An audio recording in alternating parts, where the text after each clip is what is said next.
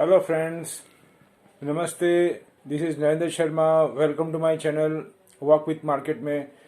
जैसा कि आज मार्केट अभी क्लोज हो चुका है और अगर मैं आपको डैशबोर्ड की बात करूं तो उसके ऊपर मैं आपको बताना चाहूँगा। जैसे कि मार्केट आप देखेंगे तो 487 के करीब बंद आया है सेंसेक्स, और निफ्टी जो है वो 144 और बैंक निफ्टी जो है लगभग 442। अब मैं यहाँ पे सेंसेक्स पे आता हूँ, जो अभी हमको पिक्चर उसका आउटपुट बता रहा है 487। लेकिन हम बिटवीन द मार्केट देखेंगे तो मार्केट के अंदर काफ़ी उठापटक हुई है। मैं ऑलवेज यही बात पे फोकस करना चाहता हूँ। मेरा जो इंटेंशन है आपको गाइड करने का या आपको समझाने का, वो यही है कि हम आउटपुट, फाइनल आउटपुट पे न जा करके वो क्यों बनता है, कैसे बनता है, उसके ऊपर ध्यान देंगे तो हमको अच्छे से समझ आने लगेगा कि किस हिसाब से एफआईआई चर्निंग कर रहे हैं। तो अभी मैं आपको बता रहा हूँ ये 487, ये तो इसका लास्ट का इमेज है, फाइनल इमेज। लेकिन बिटवीन द मार्केट आप 1100 से भी ज़्यादा मूवमेंट इसने किया है और काफ़ी इसको इतनी बुरी तरह से उन्होंने प्रॉफिट टेकिंग किया है। कहने का मतलब अगर हम बिना तैयारी के अगर मार्केट में एंटर करेंगे तो बहुत ही ज़्यादा वॉश आउट, या मैं ऐसा वर्ड यूज कर सकता हूँ कि you have to drill the money. वो आपको पैसा एकदम पानी की तरह बहा जाएगा। इसके लिए हमको तैयारी करके जाना है। तो मैं अपने जो वीडियोस है पहले के, उसमें मैंने जो जो स्किप बताई है उस पर आना चाहूँगा। उस पर अगर आपने देखा होगा तो ज़्यादातर मैं 70-80% की बात कर रहा हूँ। एक तो कल के ही वीडियो की बात कर रहा हूँ, वो पूरे के पूरे ही अप थे। उसमें एक या दो ही आइटम में थोड़ा नीचे था, लेकिन आप पूरा बाजार बंद देखेंगे तो भी उसमें 1%, 1.5% से भी ज्यादा का डाउन टर्न नहीं है, जबकि मार्केट इतना ज्यादा नेगेटिव है। फिर भी ये इसी कारण होता है कि हमने तैयारी करके ही उसमें एंटर किया था या स्किप चूज की थी, और उसमें देर बसेर वो उसके अंदर एक्यूमुलेट करके उसको अप ही ले जाएंगे, चाहे वो नेक्स्ट वीक हो या चाहे उसके आने वाला वीक हो। अब मैं आपको जो जो स्किप दी थी उसके ऊपर थोड़ा सा एक मेरी नज़र डाल देता हूँ, आपको रिकॉल करने की बात करता हूँ। उसमें मैंने एचयूएल दिया था। एचयूएल में आप देखेंगे तो लगभग 40-45 रुपये से ज़्यादा ऊपर था। और मैं हमेशा यही बोलता हूँ, जिस स्टेज पे अभी मार्केट खड़ा है हमारा, वहाँ पे हमको अगर हम एंटर करते हैं और कुछ प्रॉफिट मिल रहा है तो एक दफ़े हमको एग्जिट हो जाना है, बस वो प्रॉफिट को बुक कर लेना है। तो आप देखेंगे तो एचयूएल शुरू में डाउन किया, बाद में अप किया। मैंने ये भी बोला था कि अगर थोड़ा नीचे जाता है तभी एंटर करना, हमको वेट एंड वॉच करना है, तभी हमको एंटर करना है। और जैसे ही ऊपर जाएगा वो लाएगा थोड़ा। और ये भी बोला था कि ये एक टूल के हिसाब से यूज होता है, तो उसको प्रॉफिट टेकिंग करना है। इसी हिसाब से मैं नेस्ले की बात करता हूँ। नेस्ले भी लगभग काफ़ी ज़्यादा ऊपर था। तो मैं आपको ये बताना चाहता हूँ। उसके बाद में गोदरेज कंज्यूमर, जितने भी कंज्यूमर, टाटा कंज्यूमर, डाबर, ये सभी बाद में 4-4, 5-5 रुपये ऊपर गए थे। माहौल थोड़ा नेगेटिव टाइप का हो गया था बाद में इसकी वजह से, लेकिन बहुत ज़्यादा डाउन टर्न नहीं गए और 100 बंद आए हैं। अभी मैं आता हूँ आपको पीवीआर पे। पीवीआर अगर देखेंगे तो 40-48 रुपये से ज़्यादा ऊपर गया, जबकि कोविड का मैटर चल रहा है। मैंने रुक करके स्पेशल फोकस भी किया था, मेरे मैटर बाहर भी दिया था आपको बताने के लिए। एलएनटी मैंने क्लियर कट बोला था। एलएनटी जो मैंने उसको जॉन कैरी साहब को लिंक भी किया था मैंने, कि वो जो कार्बन एमिशन को लेकर के गए हैं यू में और कहाँ कहाँ फोकस करेंगे, कहाँ कहाँ चेंजेस आ सकता है, उसके बेस पे मैंने दिया था जस्टिफाई करके। वो लगभग 50-60 रुपये अब था। ठीक है, बंद आते समय वो अगर 5-10-15 रुपये नीचे आए तो इतनी बड़ी जो 1500-1600 की स्क्रिप होती है उसमें इतना बड़ा कुछ भी मूवमेंट नहीं होता है। ये अगर इसमें 60 रुपये 50 रुपये अप मिलता है तो बहुत पॉजिटिव है। और अभी तो मार्केट में एंटर होना भी बहुत मुश्किल है। ये फाइंड आउट करना कि किस में जाना है किस में नहीं जाना, वो भी बहुत डिफिकल्ट है। No problem. अभी मैं आपको ये बताना चाहूँगा अशोक लेलैंड जो 1.5-2 रुपये करीब ऊपर था। अब मैं आपको बताता हूँ कि मैंने उसके अलावा आपको एक और भी स्किप दी थी जिसका नाम था हनीवेल ऑटोमेशन। वो लगभग 500-700 रुपये अप था, और मैंने यहाँ तक भी बोला था कि एक या दो भी बाय कर सकते हैं, और 1500 से 2000 बढ़ा हुआ था, फिर भी मैं रिकमेंड करा था आपको। ओके, अभी मेरे में जो मेन पॉइंट है उस पर मैं आता हूँ। मैं आपको ये बताना चाहता हूँ, जैसे कि आज आप देखेंगे तो आज जो अपने ये है, अपने क्वाड करके है, QUAD, क्वाड की आज एक फर्स्ट समिट जो कि अभी आज शुरू होने वाली है। उसके पहले मैं आपको ये मैटर डिस्कस कर रहा हूँ। मेरा स्टडी का मीनिंग आपको यही समझाने का है कि कहीं भी मीटिंग होती है या कुछ भी डिस्कस होता है, उसके पहले हम अपनी स्टडी से पहले से कुछ विजुअलाइज कर सकते हैं, जो कि पॉइंट उसको हम दूसरे एंगल से बोलना चाहूँ तो उसको थर्ड आई भी बोलते हैं। तो अगर आप मेहनत करके थोड़ा स्टडी करेंगे, क्योंकि उसके आगे पीछे अगर देखेंगे तो काफ़ी टाइम से बड़े बड़े एक्सपर्ट उस पर डिस्कस करते हैं, कमेंट करते हैं, उसको आप स्टडी करेंगे तो आपको थोड़ा थोड़ा विजुलाइज होने लगेगा और उसके एजेंडा भी ऑलरेडी आ चुके होते हैं। तो उस पर मैं आना चाहूँगा। तो उसका मैं आपको ये बताऊंगा। सबसे पहले तो कि क्वाड की जो स्थापना थी 2007 में हुई थी। उसका जो मकसद था बनाने का, वो जो चाइना का जो मेन रीज़न है, चाइना का फ्रॉम द बिगिनिंग बिहेव ऐसा रहा है कि वो ज़्यादा कोई भी कंट्री उस पर ज़्यादा ट्रस्ट नहीं करती, क्योंकि उनका बिहेव और हिस्ट्री ऐसा ही है। तो उसकी वजह से 2007 में एक स्क्वाड बना गया और उनका जो ये आपको बोलना चाहिए इंडो पैसिफिक के अंदर उनका बहुत ज़्यादा दबदबा हो गया पिछले 3-4 साल से आप देखेंगे तो। क्योंकि पूरे एशियन कंट्री में आप देखेंगे तो जो पूरा का पूरा सी ट्रांसपोर्ट होता है उसमें ये इंडो पैसिफिक का बहुत बड़ा रोल है। और उनका क्या आगे का प्लानिंग है वो उस पर जानेंगे तो बहुत लंबा मैटर हो जाएगा। कहने का मतलब वो बहुत दूरदृष्टि से इसके ऊपर काम कर रहा है और अपना कब्जा कर रहा है। आप बीच में देखेंगे तो उसमें वहाँ पे उन्होंने मेड यानी मैन मेड टापू भी बनाने का चालू किया था और बना भी दिए हैं वहाँ पे। तो कहने का मतलब है कि वो बहुत ही आगे का सोच करके इसमें काम कर रहा है और अपने आप को ऐसे ट्रीट कर रहा है जैसे वो सुपर पावर हो गया है चाइना।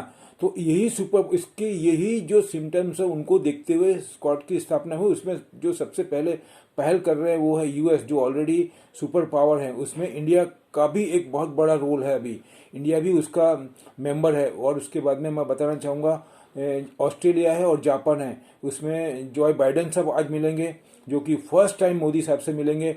वो हमारे जो प्रेसिडेंट है वो जो बाइडेन साहब है, इंडिया के प्राइम मिनिस्टर नरेंद्र मोदी। और जो जापान के पीएम है याशिहिदे सुगा उनका नाम है। वो भी बहुत टाइम हुआ नहीं है, नए ही बोल सकते हैं, उनको 1-1.5 साल ही है करीब होने आया है वो। और उसके बाद में पीएम जो अपने पीएम है ऑस्ट्रेलिया के स्कॉट मॉरिसन, वो मिलने वाले हैं उनसे। ये भी नए ही हैं जापान में, ज़्यादा 1 साल के करीब ही हुआ है उनको भी। तो मैं ये बताना चाहता हूँ ये मिलेंगे, उसके अंदर कौन कौन से मुद्दे पर डिस्कस होगा वो हम पहले से डिस्कस करते हैं। उनका आउटकम आएगा वो तो हमको पढ़ना ही है अच्छे से।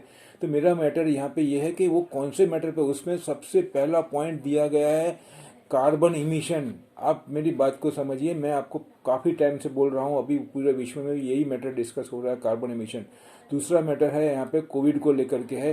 तीसरा मैटर है जो चाइना की एक्टिविटीज़ है बेल्ट एंड रोड को लेकर के। और भी बहुत सारे मैटर है जिसके अंदर चाइना अपने ये क्या बोलते हैं ताइवान को लेकर के है, जापान को लेकर के है, ऑस्ट्रेलिया का बहुत प्रॉब्लम चल रहा है उनसे। ये सब मैटर डिस्कस होंगे और उसके अंदर डिफेंस को लेकर के भी चर्चा होगी। अब ये खाली डिफेंस है, हमको तो खाली ये पॉइंट दिख रहे हैं, लेकिन हमको ये देखना है कि ये डिस्कस से मार्केट का क्या संबंध। मैं आपको ऐसा डिस्कस करना चाहता हूँ कि इसके ऊपर अब न्यूज़ बनेगी पूरे विश्व में, पूरे मीडिया के अंदर, टॉप मीडिया में ये मैटर डिस्कस होंगे। इसके ऊपर बड़े बड़े एक्सपर्ट अपना व्यू रखेंगे। तो हमको वो पहले से प्रिडिक्ट करना है। तो मैं आपको इसमें मेरे को जहाँ जहाँ मेरे को फोकस लग रहा है वो मैं बताना चाहता हूँ आपको। मेरा कंसर्न स्क्वाड में वो क्या बोलना चाह रहे हैं, क्या वो तो आउटकम आएगा, ये सब पढ़ लेंगे उसको। लेकिन मैं आपको ये बताना चाहता हूँ मुझे 2 सेक्टर बहुत पॉजिटिव लग रहे हैं इसको देखते हुए। सबसे पहला है कार्बन इमिशन। आप सोचिए जब विश्व की इतनी महान जो हस्तियां हैं जिसको बोलना चाहिए उसके टॉप मिल रहे हैं वहाँ पे और डिस्कस करेंगे तो उसका आउटकम कैसा होगा। और बहुत रुझान की बात इसमें यह है कि ये 4 कंट्री ही नहीं, अभी ऐसा भी मैंने पढ़ा है कम से कम 50 या 60 और भी कंट्री है जो भी इसमें इंटरेस्ट लेना चाह रही है। कहने का मतलब यहाँ पे ऐसा है कि ऐसा तो क्या है। और ये क्वाड का इंपॉर्टेंस पहले बहुत ज़्यादा इतना नहीं था। आप देखेंगे पिछले 1-1.5 साल से क्वाड बहुत ज़्यादा चर्चा में आ गया है, क्योंकि जब से चाइना ज़्यादा एग्रेसिव हुआ तब से क्वाड की बात बहुत ज़्यादा बढ़ गई है। और क्वाड को देख के ही थोड़ा पीसफुल हुआ है कौन, चाइना। कहने का मतलब अब 4 महाशक्तियाँ मिल रही है, उसके आगे चाइना को कुछ भी डिसीजन के लेने के पहले ये मैटर को सोचना पड़ता है। ऑन दैट बेस इसका जो एम्फेसाइज है, वेट है, मैं आपको बता रहा हूँ आपको। चलो अभी टॉपिक पे आ रहा हूँ मैं। तो इसके अंदर कार्बन इमिशन का मैटर आएगा, उसके बाद में जो कोविड का मैटर आएगा, ये जो मैटर है, और डिफेंस का। तो कोविड का तो सब बात कर रहे हैं, मैंने आपको बता दिया फार्मा रिलेटेड मैटर है, लेकिन डिफेंस के अंदर बहुत बड़ी बड़ी डील होगी। और अभी आप देखेंगे तो लगभग 4 दिन पहले 5 दिन पहले यूएस के जो डिफेंस सेक्रेटरी है वो भी इंडिया में आए थे और मिल करके गए हैं। मतलब something are cooking behind the scene. तो मेरा कहने का मतलब यहाँ पे है कि इंडिया में और यूएस में कोई बहुत बड़ी ये डील होने वाली है डिफेंस के इक्विपमेंट को लेकर के। अभी आउटकम आया नहीं, लेकिन आई एम डैम श्योर वो डिक्लेयर होगा।